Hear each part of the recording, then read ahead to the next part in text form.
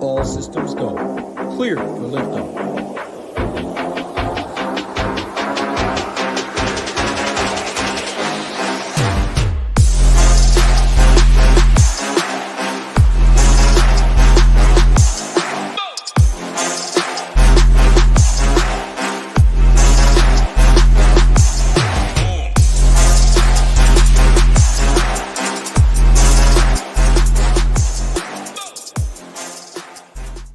What is going on, SHIPIT Nation YouTube station? It's election day, and NHL is on the forefront and the focus of today for fantasy sports. No NBA going on. NHL, we got 11 games. We got massive prize pools, $200K up top on DraftKings for the 555. If you're playing that, $20 is $50K to first, and then tons of other good contests all throughout based on whatever your anticipated bankroll is going to allow you to play. There's contests for all sizes out there. So looking forward to breaking it down here. If you guys are new, hit that like button, hit that subscribe button. Helps us out a ton over here. I'm going to share my screen here real quickly after I just give kind of an overview of NHL DFS for anyone out there that's new. If you guys are new, look no further. We got you covered over here at SHIPIT Nation. We got a stone, we got the matchup sheet, and a slate plan. Using those three tools, you can kind of not know anything about NHL DFS, jump in, make competitive teams, and then obviously all of us in the Discord around to help as well. But should be a pretty fun slate here. We got some interesting spots, some heavy totals or some heavy favorites, some kind of takes that I'm probably going to be a little bit different on than kind of the industry and the field are going to be. But hey, that's the nature of the game, and that's what I'm here to do, to break down for you guys. So I'm going to throw the stone up here on the screen and jump in. But we're going to actually first I'm going to start here with our matchup sheet here.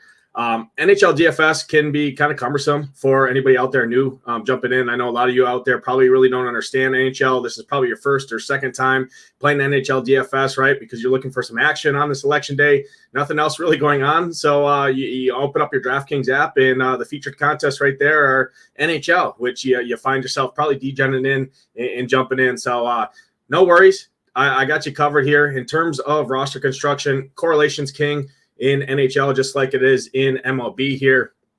Reason being is the goal scorer typically has a primary and a secondary assist attached to it. So when you're talking goal scoring, you get the goal points, and then you get the two assists that are usually attached to it. Usually they're the line mates, right? A wing, a center, and then sometimes the D-men can get an assist in there too. So when you're talking roster construction, you really want to look at stacking in NHL DFS. Now, it is an 11-game slate here. There is a lot of guys that are underpriced for the roles and the matchups. So you could see a little bit more like a 3-3-2 or a 3-2-2, something like that in terms of stack, where you're using three guys from one team that are correlated, whether it's power play, whether it's the full line strength, and then two-man stacks from another spot. The reason you want to stack in NHL is not only for the assist and the additional points that you get for a goal scored, but you also just need less things to go right when you're targeting. So if I'm playing a stack, right, and I'm playing a 3-3-2 or a 3-2-2, really looking for three spots to get right versus trying to pick off one-offs or two-man stacks from like 4 or 5 different teams, right? You got 6 different skaters on your team from 6 different teams. It's just really, you're trying to strike lightning in a bottle. Can it get there? Absolutely. But in tournaments, when you're trying to get all the way to the top, you really want to maximize, right, your points that you're getting from your team, from your point. So I just try and parlay that down into needing less things to go my way. When they do go my way, obviously that's not always going to work, right? Because you can stack a team like Seattle and 4 goals come from Seattle from 4 different lines, and you really don't get any of all of the scoring on there. Obviously, that's always a risk there, but we'll do our best to break it down here. But that's kind of high-level overview there. You're really looking for a stack. Typically, I'm playing 6 forwards, right? 2 centers or 3 centers, and then 3 wings. Typically, in my util spot, I'm really never playing a D-man. There is a few cases where you can play defense in the util, but typically, roster construction-wise, I want to spend up at the forward positions, right? The center, the wing positions, And then if I'm punting and trying to save value, typically I'm going to punt and save value at the D position. The reason being is the way scoring works from these defenders, a lot of them are sub 3K or 3,500 or below. They play over 20 minutes and they can pick up a block bonus if they get 3 block shots. They pick up the 3 block shots and get the bonus there. You get 8 points from your defender sitting at 3,500 or less. And then obviously if they're involved, they get some power play time. They can get some shot and goals. They can get them away to 12, 15 plus points. And you're not breaking the bank to go to them. Whereas it's a little bit tougher from the forward position, the center or the wing position to get that kind of ice time. Unless you're really like on the top line realistically. But most of the forwards are playing 16 to 18 minutes kind of maximum. Whereas you see a lot of these value demon playing 24 plus minutes on the ice for the most part, 22 to 24, and sometimes even more. So that's kind of what you're looking at there. Up on the screen here, I got our NHL matchup sheet. Basically what this does is kind of goes over the games on the slate today and kind of the matchups from their home road split. So the home teams on the bottom, the away teams on the top. You got the Vegas information here, the number of games that they played this season with respective homes. So Ottawa has 5 road games this season. Sabres have 7 home games. All these numbers are reflective of the Sabres at home. Same thing on the flip side, the Senators on the road here. You're looking at goal for and goal against average, what their actual numbers show. Second column, you're looking at expected goal numbers. So as you can see here, Sabres expected goals for their offense at home is a little over 3, whereas the Senators are expected or have been expected to be giving up right on average about a little over 3.1 goals per game on average in terms of expected numbers. You got your high danger chances over here on the far right, and then your power play metrics here in kind of on the right side as well, right? What percentage of the time are they scoring a goal on the power play? What percentage of the time is the opposition killing off that penalty, meaning you don't score a goal, right? They kill off the 2-minute or the 4-minute penalty that they get. And then the power play opportunities right here are how many chances on average per game that they're allowing the opposition to have or to go on that power play. The reason power play is so important and why I stack power play so often is because anytime you got a man advantage or a 2-man advantage, right? Hence the power play.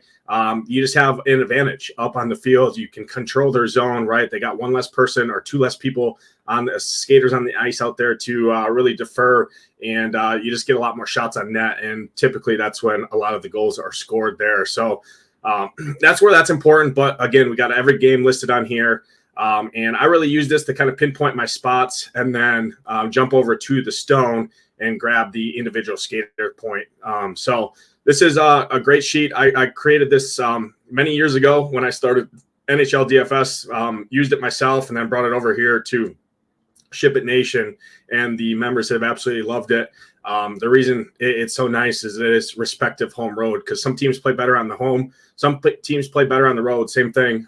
You can obviously correlate that and transition that across multiple different sports, right? Just same thing in baseball, right? Some hitters just hit better at home or hit better in certain parks based on the skyline and that they see behind the pitcher and stuff like that.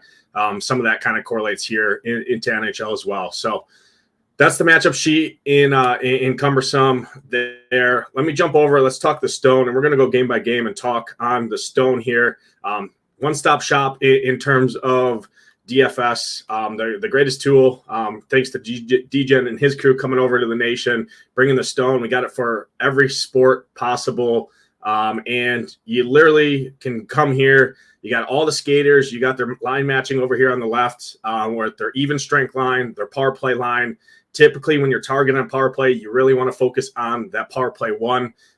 Usually, it's about a 60-40 split when you're out there in terms of a power play. So, 60% of the time on a 2-minute power play, line 1's going to be out there. Some teams even run it even more than that.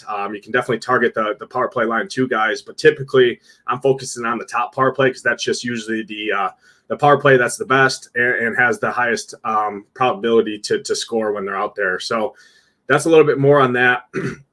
Jumping into this first game here, we have the Senators, we have the Sabres, a 6.5 total in this game. And I think this is a pretty interesting game here. There's some definitely plays you can come here. Ownership on this slate really isn't going to matter a ton. 11 games, there's a lot of good spots, so ownership should spread. I really realistically never worry about ownership too much in terms of NHL DFS unless it's a smaller slate or at a position like goalie, which is obviously super high variance. Outside of that, really not worried about ownership in general in terms of skaters because there's so many ways to get different, right? You can leave off a line mate of a stack, so you could go like Tage Thompson, right? Peterka, and then leave off Alex Tuch, right, and go to a guy like Rasmus Dahlin, or go to a guy like Dylan Cousins, right, who correlates with Tage Thompson, Peterka on that top power play. So just little simple things like that you can get different with. So ownership-wise, don't worry about it a ton. In this game in general here, UPL has struggled. He's averaging over 3 goals against, or allowing 3 goals per game on average. Save percentage under 90%, which isn't great. He is solid. He is at home. But in this game, I think the Senators have the upper hand in this game. I think there is some positive goal regression coming for the Sabres side. However, Senators are playing pretty good. They got good price points right now. I like Josh Norris and Batherson and Claude Giroux. Typically, when I'm targeting teams on the road, I look to target the second line more in general. The reason being is the home team in NHL dictates the line matchups, and usually the second line is going to get a little bit better matchup on the road than it is at home. So overall, that's kind of where I'm looking. So typically give a slight lean to the second line over the first line on the road, but obviously the lines 1 and 2 are your best 6 skaters typically. Have the highest probability to score, and then your lines 3 and 4 are usually your depth lines, your defensive kind of focused lines. There are some really good, obviously, third line and depth lines in hockey, but from a most part, from DFS perspective, you're really looking to target kind of the top 2 lines in general, and that top power play or power play guys in general. So in this game, I think Ottawa line 2 is definitely got some favorable pricing. Josh Norris, Batherson, and Claude Giroux. I don't mind those guys at all. From a defensive perspective, Sanderson is always a fine option. He is 6,400. Don't love it a ton, but he's going to play a ton of minutes here. It's a decent matchup for him as well.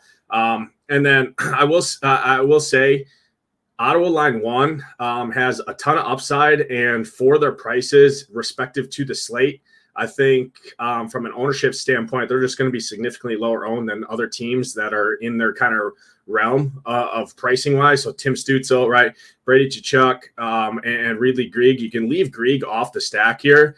So this is an example, right, in this game here. You could go Timmy Stu, Brady Tkachuk, and then cut it off at that 2-man stack there, which both correlate full line strength and on the power play. You can add in a Jake Sanderson instead of a Grieg, or you can just leave it at that 2-man stack, which I don't hate either. So I think Brady Tkachuk is one of the best spend-up wings on the slate. I mean, he's averaging 4 shots on goal per game on the road this season.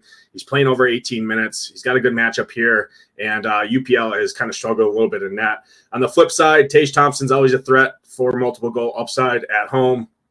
But for me, if I'm going to this game, I'm targeting the Senators here, really not getting too much Buffalo here. I think Linus Ullmark, is a solid play from a goalie standpoint at 7,500.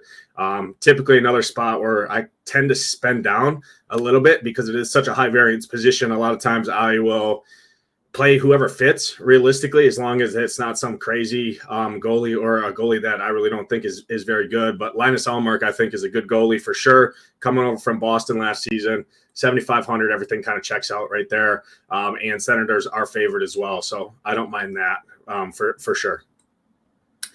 Jump to the next game here. I think this game is going to be interesting. The reason I think so is Toronto Maple Leafs, Austin Matthews is going to miss this game here tonight. He's one of the best players in the league. Very good. So the Maple Leafs are going to be shorthanded. He opens up some value here on this squad here. Max Domi bumped up to that top line now at 3,100. He's a great value option if you're going to them. Nylander, Mitch Marner, Tavares all going to have to step up in terms of offense to pick up for the loss of Austin Matthews, who scored over 70 goals last season. Pacioretty has a solid price at 3,600. Don't love him a ton, but another guy, value play there you can go to. However, the value on this team, really, I'm looking at to kind of target the D-man perspective. Jake McCabe at 2,900, sub 3K. He's going to play all the minutes he can handle, blocks a ton of shots. He's one of the best value plays on the slate.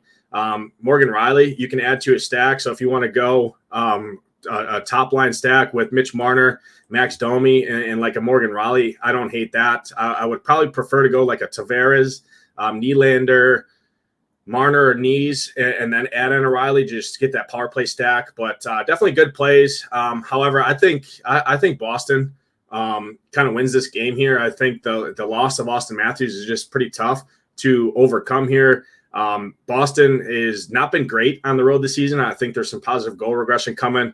Expected goals, they're 9th in the NHL. And overall, their actual is 28th. So I think they are due for some goals here. I could definitely come here.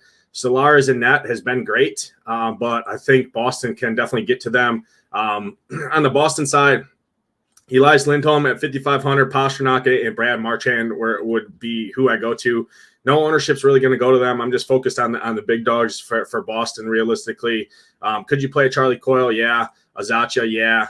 But my main interest for Boston would be the big dog. So Lindholm, Pastrnak, Brad Marchand is kind of where I'm looking. You can definitely add a Charlie Mack in there as the stack at 5,500 in that mid-tier from a defensive standpoint. Don't hate that. But, yeah, I like Boston side. Toronto's definitely going to get some ownership in this game.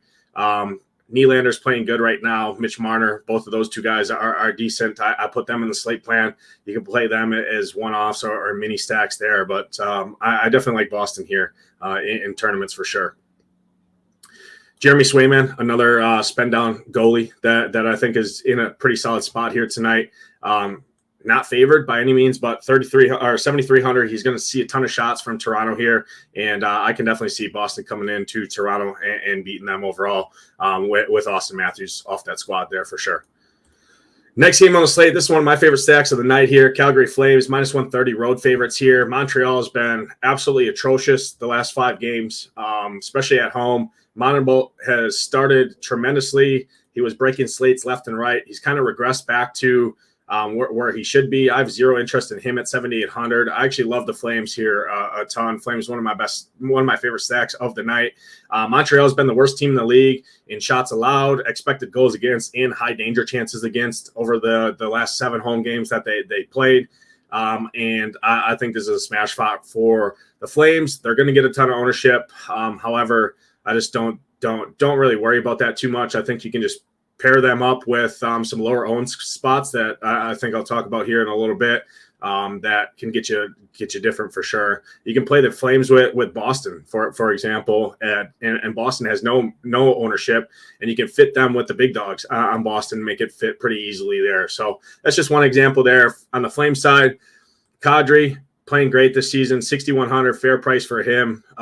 Igor Sharangovich at 4,100 on top power play. I think he's a great value option there. Playing 18 minutes as well, which is very nice for 4,100. I don't hate that play at all. Second line, again, on the road. I like the second line. I really like the Flames' second line. This used to be their third line with Mikhail Backlund, Blake Coleman. Coronado, I don't love a ton, so that's another guy you could leave off that stack. He is still in minimum, but I think cutting it off at Backlund, Blake Coleman, and then adding in like a Mackenzie Weegar, who correlates with them on full line strength. Don't hate that. But, yeah, I think the 2-man stack is good there too. Overall for me, Kadri, Huberdeau, Connor Zary is a solid value option there. I just think the Flames can score in all angles here against Montreal. I think this is a lopsided matchup here. On the flip side, Montreal, really my only interest would be a guy like David Savard at 4K, just blocks a ton of shots. He's a solid D-man down there. Mike Matheson always has upside, but at 6,200 in this matchup, I just really don't want to chase that. I will say Cole Caulfield, always a threat. I mean, Cole the goal, they call him. This dude's averages almost a goal a game this season, so at 7,600, he's an elite one-off. You can definitely pair him with a guy like Kirby Dach if you're looking for some salary savings there. Don't hate that. Flames definitely not lights out by any means, but they do limit high danger chances for sure. They're the best team in the league in terms of high danger chances allowed. They limit shots against as well. They got a decent penalty kill. So for me, it's definitely Flames kind of or bust in the spot. Dustin Wolf, another solid goalie from the mid-tier that I like. On the flip side here, the next game on the slate, this is probably going to be, although ownership doesn't show it, I would have expected this game to be the chalk of the slate here. Flyers are a mess. Alexei Kolosov here is making his second NHL start. Carolina is an absolute smash for me here tonight. I'm surprised by this projected ownership. I do think this creeps up towards lock. I just don't care, to be honest. Sebastian Aho, smash. Svechnikov, one of my favorite wings on the entire slate. And then you can add in Martin Necas, Seth Jarvis, Jack Roslovic at 4,100, great value. Shane Gostisbehere, 5,300 in that mid-tier, great value. Brent Burns has been playing better at 4,300. He's getting power play time as well. I like him a ton. Carolina is an absolute smash for me. Jesperi Kotkaniemi at 4K. He's a nice value. You compare him with Martin Necas. Eric Robinson, I would probably leave off of that stack. So if I was going to that second line, I'd probably go Kotkaniemi, Martin Necas, who's second power play for Kotkaniemi. Necas' top power play there. Then I would probably add in a Shane Gostisbehere, whose top power play will correlate with Necas on that top power play, but also correlates with Kotkaniemi on full line strength, right? Line 2. And then you get a split right there. And then I'd probably add in one more power play guy. So probably a Svech or Seth Jarvis to get a 3-man power play stack, a 2-man full line stack for line 2. So that's another way to play. But Carolina, definitely probably my favorite spot of the night. They're heaviest favorite, and I don't see a ton of ownership going to them right now, and I'm not quite sure why. So I like them a ton. On the flip side, if I were to go to the Flyers, it'd be the power play. Carolina kind of struggles a little bit to kill off power plays. They allow the most penalties per game as well on home ice in the NHL. Flyers on the road have been cashing in 28% of penalties and power plays. So if I was going to them, it'd be the top power play for me. So Morgan Frost, Konechny, who is a great two-way wing. He's involved in the penalty kill. He's heavily involved in the offense, plays all the minutes he can handle. As you can see, he's averaging over 20 minutes.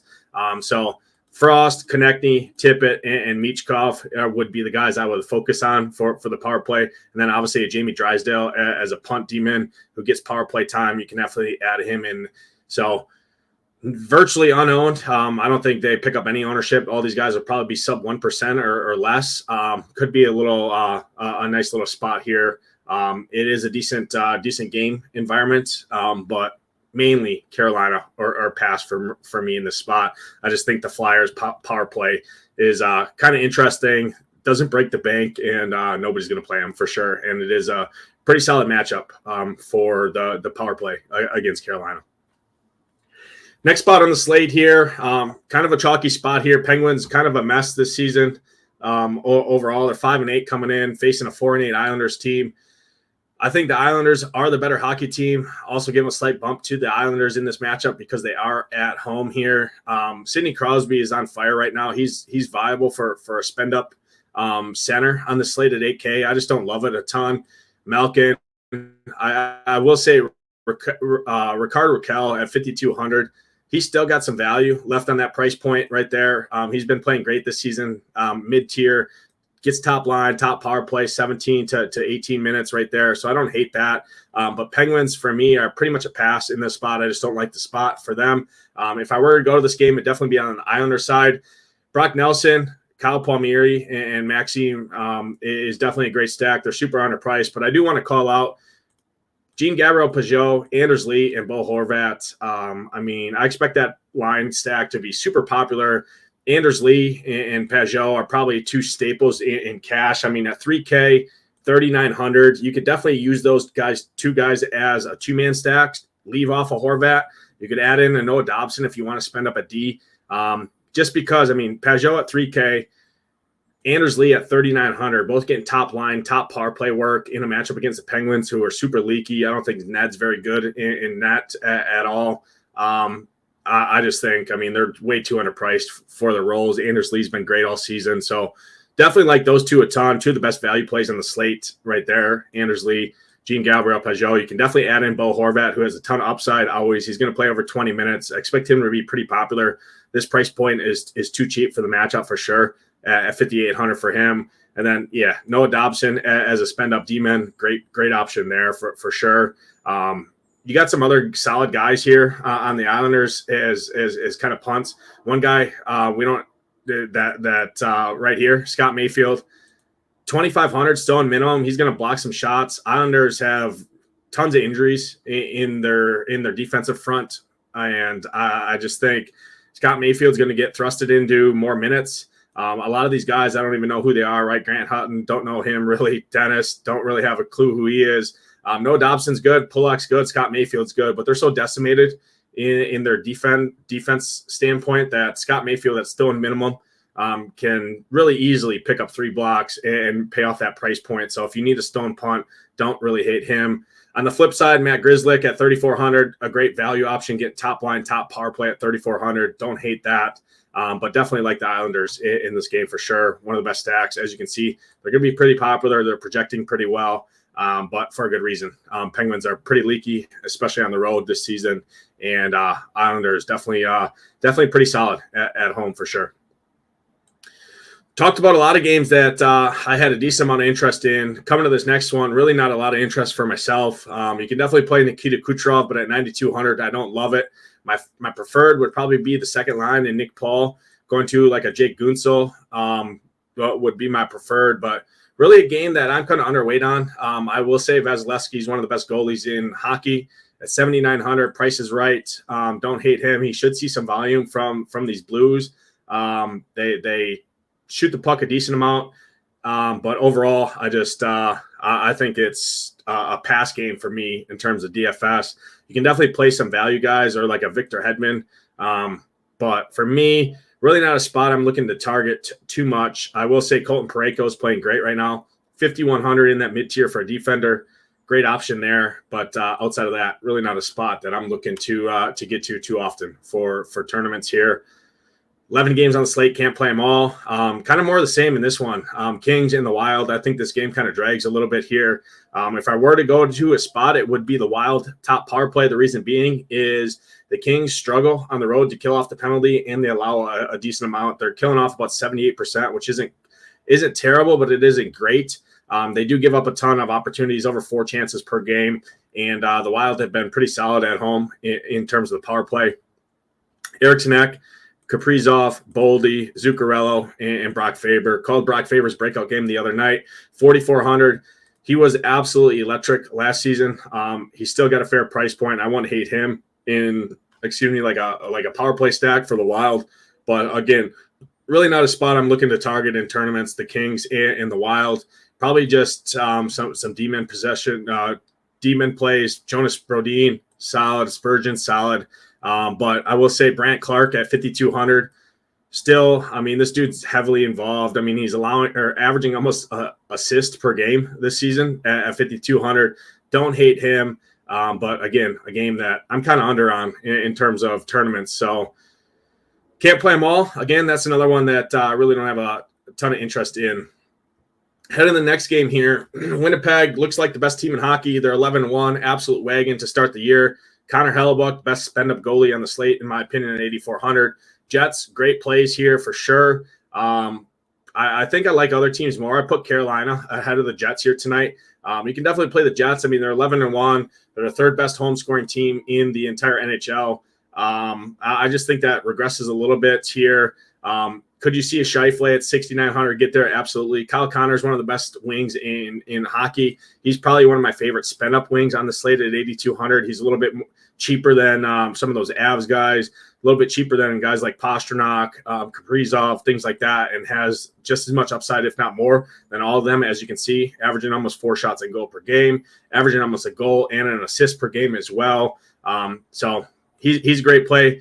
Nikola Ehlers and Gabe Vilardi are 2 great value guys there. So, I mean, you could pair those 2 guys together, Gabe, Ehlers, and then like a Josh Morrissey, all in the mid-tier 5Ks, leave off Scheifele, leave off Kyle Connor, and you get a 3-man power play stack correlation there in the mid-5s. I don't hate that for sure.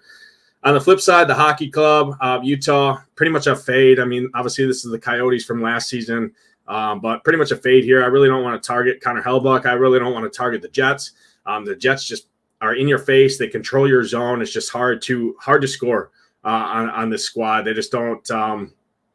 They just don't give it up too often, and Hellebuck's a great goalie for sure in that. If you want some leverage as a punt goalie, Veggie here at 7K, really don't hate him a ton. You get a ton of leverage on Winnipeg, who a lot of these pieces are going to get ownership for a good reason, right?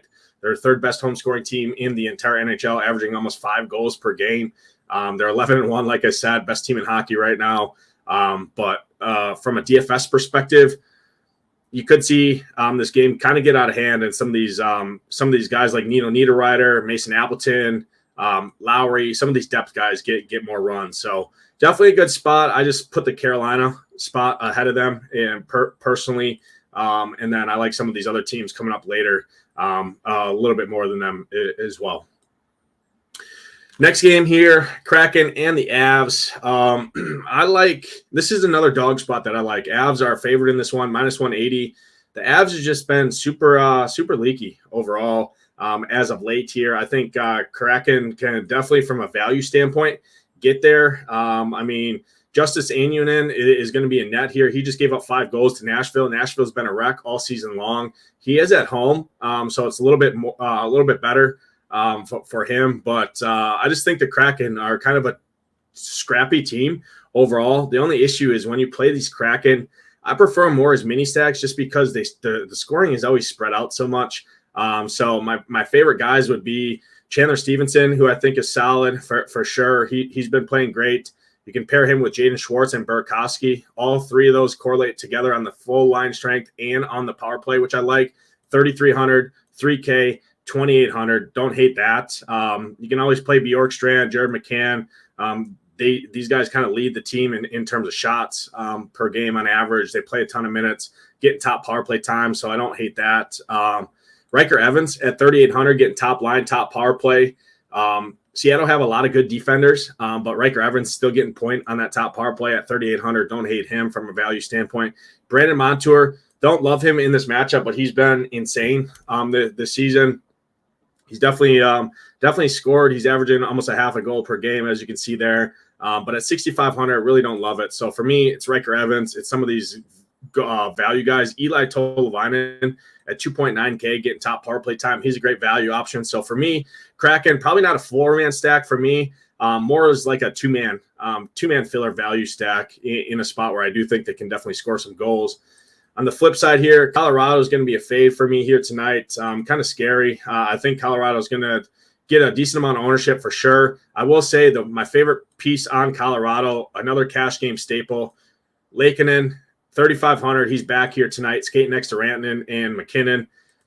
He's one of the best values on the slate. Be certainly viable to use him as a one-off because Rantanen and McKinnon, 9,800, 9K are expensive. I will say from a cash game perspective, McKinnon is definitely a cash game play. Same thing with the Rantanen probably, but more so McKinnon. If you want to get off that ownership from Colorado, I think going to a middle stat, Logan O'Connor kind of play seems pretty nice, or going middle stat and Laakkonen at 3,500 and 5,900, I think is a different way to play Colorado. Don't hate that. Save a little bit of salary and you save some ownership. McKinnon at 9,800 probably needs to score 25 to 30 here tonight to really kind of hurt you at that price point. Could he do it? Absolutely. I just don't love the spot here a ton. I'm more on the Seattle side of things. Seattle kind of held McKinnon in check earlier this season as well. So I'm kind of basing my thought process off of that. The first game here at Seattle was 3-2 this year. So from a DFS perspective, I just hope this one kind of plays under. So basically fading the Avs outside of Laakkonen, and I'm just going to take my chances there personally. Jumping to the next game here. 2 games left on the slate. I have a decent amount of interest in terms of GPPs in both of these teams, these next 2 teams we're going to talk about. And it starts right here with Vancouver. I think this is a great spot for Vancouver.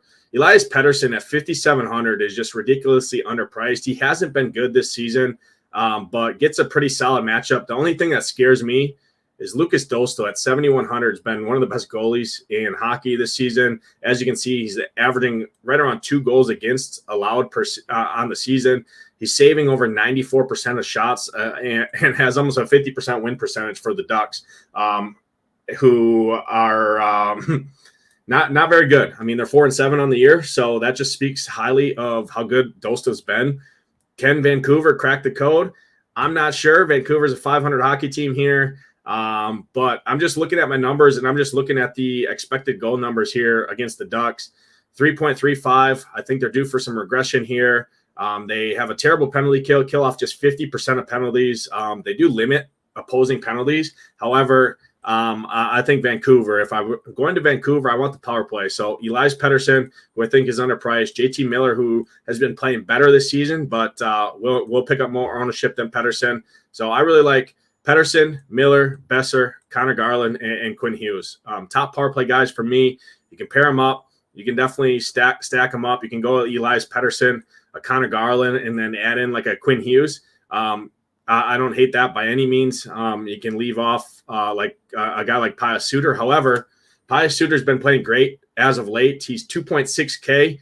Usually center value is pretty weak on these hockey slates. I like spending up at least kind of in that mid-tier 5K plus typically for a center. However, Pius Suter doesn't play a ton of minutes, but he's been very, very good, especially the last 5 games. So at 2.6K, don't hate him. You can add him to your stack. So go to Elias Pettersson, a Suter, a Connor Garland, and then add in a Quinn Hughes. That's a 4-man power play stack that correlates. I don't hate that by any means. On the flip side, the Ducks are fine. I just don't love it a ton. I will say Pavel Minatuikov, however you pronounce his name there, at 3.2K. He picks up a ton of block shots, can hit you that block bonus, gets power play time.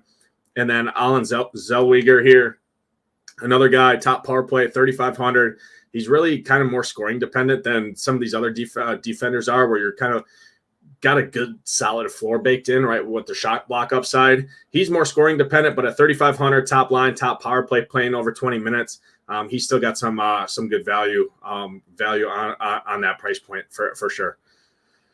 Last game on the slate here, it's the Sharks, worst team in hockey, against the Blue Jackets, who have actually been pretty good. They got some great wins this season. I like targeting them a little bit more at home, but I'd target any team against the Sharks. Nothing changes here. I like Blue Jackets a ton. One of my favorite stacks of the night. I just don't see any ownership going to them either. And I just don't think the Sharks are very good at all. Mackenzie Blackwood, I don't love him at all. Averaging over 3.5 goals per game, as you can see there. If I were to play a goalie from this game, it'd definitely be on the Elvis side, Elvis Merlinkins. I'd probably like Vasilevsky a little bit more at his price point at 7,900 compared to 78. But Elvis definitely a solid goalie option on this slate. From the Blue Jackets side, you got some great options here. Fantilli playing great right now with Sillinger. Nice 2-man stack there. And then you can add in like a Warren Siski, right, who is one of the best spend-up demon on the slate, probably my favorite one here tonight. He acts more as a forward than he does a defender. So that's one guy I think you could definitely play in the utility point or utility spot. Severson at 4K. He's shipped a tournament for me this year. Always got a soft spot for him. He just does a ton, plays a ton of minutes, gets power play time, shoots the puck a ton, as you can see, averaging almost 2 shots per game from a defender. So really like him. And then the top line in Monahan, Marchenko, Chinikov, they've been great. They fully correlate 6,300, 6,100, 5,700 against the Sharks. Like that a ton. So I really like the Blue Jackets. On the flip side, the Sharks do have some solid options here. I will say Macklin Celebrini is going to be returning from the IL. Solid rookie. I mean, this kid's a stud. 3,900, one of the best value plays on the slate. Don't think ownership goes there a ton, and it is a great matchup against the Blue Jackets. So Celebrini, I like him a ton. You can pair him with Tyler Toffoli. I'm not going to pay 6,500 for Mikael Granlund. I'm just not going to do it. If I'm going to the Sharks, it'd be Celebrini, it'd be Toffoli, William Eklund, and then probably like a guy like Timothy Liljegren on that top power play at 2.8K. Solid value play there. But really, realistically, my interest is definitely on the Columbus side. However, some of these Sharks, you can definitely play them. Columbus isn't a stonewall in terms of defense. They can definitely be scored on. You can definitely get them a little bit. But yeah, I definitely like the Blue Jackets side much more in this game. That's all 11 games. Kind of broke it down and kind of picked my target spots the best I could for everyone out there. As always, my slate plan is already published on the site for members. I'll have a core report up. The matchup sheet here as well is available. If you're not a member yet and you want access to all of that, including the stone, which I just walked through, SHIPITNation.com. Click on this monthly all access right here, $85 a month. We'll bring you down to, again, $85 a month. And you can definitely get in. The best the best community in the industry. $85 a month includes all sports and with an optimizer. So our in-house Shiptimizer, if the promo code doesn't work there, it's NBA 15 is the promo code. But again, we got you covered in all sports. NBA is still in full swing with our guy Rio. NHL obviously on the forefront here tonight. NFL is still in full swing. Got MMA with Title and Marley. All sports, we got you covered. NBA 15 again, one last time. Last chance to get locked in for 15% off. But that's going to do it for this NHL Quick Hit. I went more in depth, obviously, more eyes on the sport here tonight. Massive contest out there and a lot of newer folks in the NHL streets. Hopefully this video helped you out. If you have any questions, hit me up in the Discord. If you're not a member, last chance, join now, ShipItNation.com. Use that promo code NBA15. But good luck tonight in those contests. Hope to see those ShipIt Nation logos at the top. For myself, Nadesify. Let's ship it.